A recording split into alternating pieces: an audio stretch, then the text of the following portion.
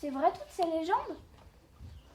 Ah ben oui, mais je peux t'en donner d'autres que Émilie nous a indiquées.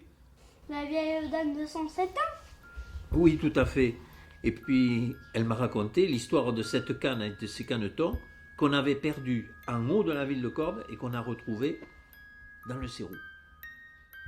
Puis sa camarade aussi lui avait raconté qu'elle avait navigué dans un lac à la rue chaude. Aussi ai-je sillonné cette ville du nord au sud, d'est en ouest, à la recherche de ces mystères d'eau. Au sud du mont de Mordagne, qui fait immanquablement penser à un vaisseau sur la mer de nuages, se trouve la chapelle Saint-Jean.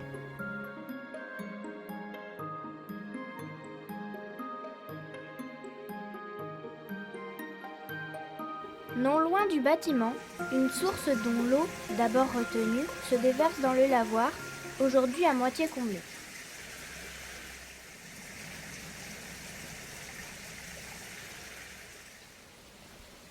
En suivant le fil de l'eau, j'arrive à l'Oros, petite rivière qui fut bordée de saules et de moulins, en apparence tranquille, et dont les eaux ont quelquefois recouvert le village des Cabanes, à l'ouest de Corbe. Alors la première crue, enfin, à ma connaissance, c'est celle que j'ai connue moi quand j'ai déménagé ici en 2001.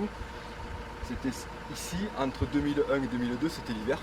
Donc voilà. Et après, la plus grosse que je n'ai pas connue, c'était ici. C'était en 50... 2-3 mars 50. Ah ouais, 2-3 mars 50, voilà. En amont, venant du nord, pour franchir cette rivière, dès le Moyen-Âge, les villageois construisirent un pont afin d'approvisionner la cité. Je remonte donc vers la ville. Ici, la chapelle dite Saint-Crucifix, édifiée en remerciement de l'arrêt de l'épidémie de la peste au XVe. Évidemment, à ses pieds, une source miraculeuse. Eau qui vient de la colline, faite de calcaire blanc. Je continue mon chemin. À la place du Théron, la pompe du 19e alimentait le quartier du Fourmiguier, dont l'activité était grande autour de la caserne. Sous ce mécanisme rouillé, la citerne, qui récolte les eaux captées plus haut, arrose aujourd'hui les jardins du paradis.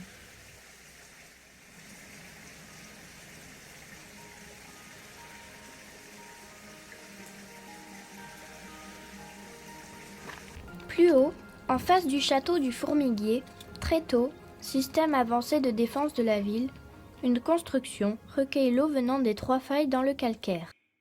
L'eau est une préoccupation toujours actuelle. D'où vient-elle? De la pluie. Il faut bien penser à garder cette richesse vitale. Tombant sur les toits de tuiles canal, dégoulinant sur les lauses de bordure, elle est dirigée par les gouttières ou les chenaux.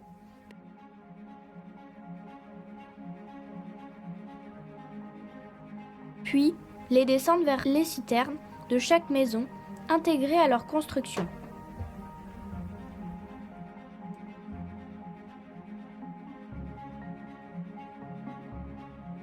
Nombre d'occupants actuels les ont fait disparaître ou transformer.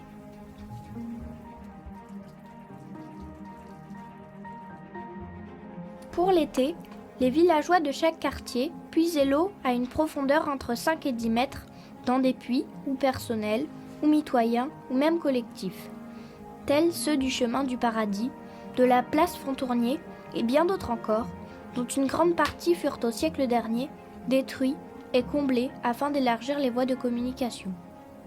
Mais l'activité humaine et animale nécessite aussi l'évacuation de déchets. Du Moyen-Âge à la Première Guerre mondiale, les matières organiques étaient évacuées hors de la maison, soit directement dans la rue, soit dans les venelles. Les eaux de pluie renvoyaient tout dans les rues et chemins que les touates évacuaient hors des remparts.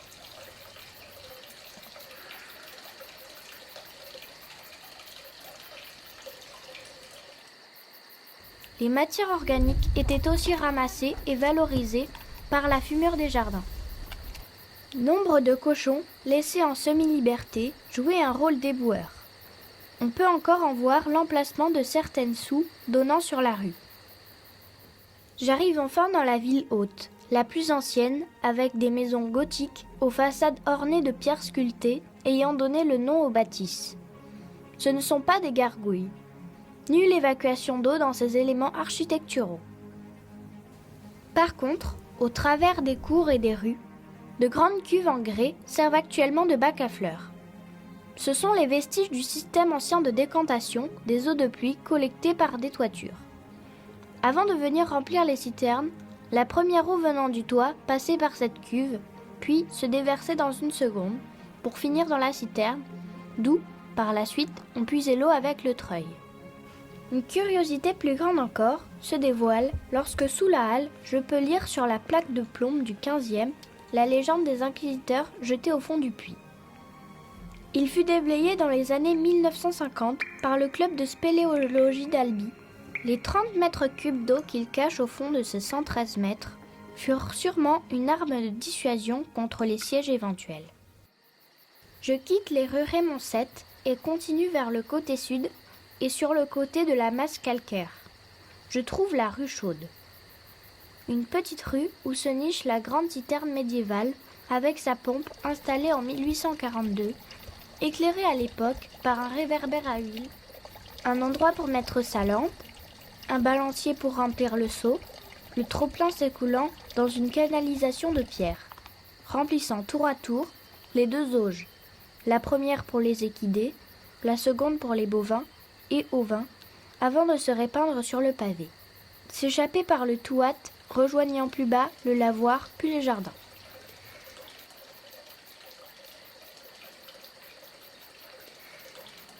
Pour découvrir la provenance de cette eau toujours présente, même au plus fort des étés, il faut rentrer dans une ancienne maison à demi troglodyte.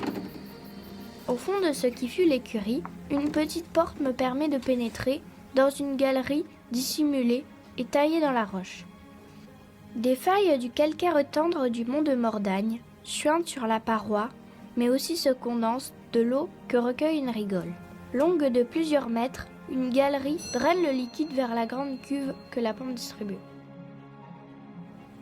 À la même altitude, il est possible de retrouver ce système de captage sous la Barbacane, dont l'eau s'écoule par le Rajol.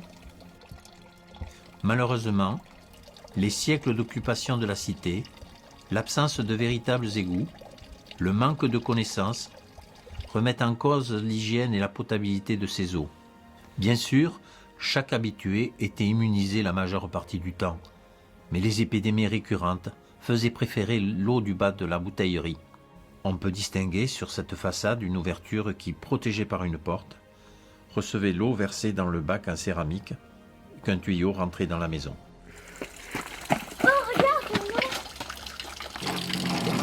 Qu'est-ce qu'il y a dedans?